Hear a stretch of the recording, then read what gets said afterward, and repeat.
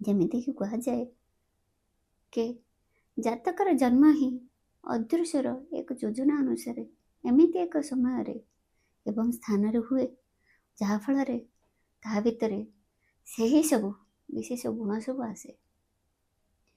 ଗ୍ରହ କେବଳ ଏବଂ କେବଳ ନିମିତ୍ତର କାରଣ, ତାହା ଅନୁସାରେ ହିଁ ତାକୁ ପ୍ରାୟ ବଂଶ ମାତା ପିତା ପ୍ରାପ୍ତ ହୁଏ। ଏହି କାରଣ କି ଗୋଚର ସମୟରେ ପ୍ଲାନେଟ ଯେଉଁ ଯେଉଁ ଅଂଶ ବା ଡିଗ୍ରୀରେ ଥାଆନ୍ତି ବା ଯେତେବେଳେ ଜାତକର ଜନ୍ମ ସମୟରେ ଥାଆନ୍ତି, ସେହି ସମୟରେ ସେମାନଙ୍କର ରଶ୍ମି ଆଉ ଉର୍ଜା ଜାତକର ସୂକ୍ଷ୍ମ ଶରୀରର ସେହି ସ୍ପେଶାଲ ପଏଣ୍ଟରେ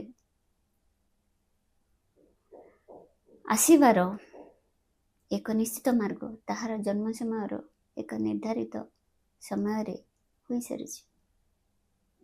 ଏହା ଏକ ଗୂଢ଼ ରହସ୍ୟ। ଆଗକୁ ଜାଣିବା କ'ଣ ଏହାର ରହସ୍ୟ।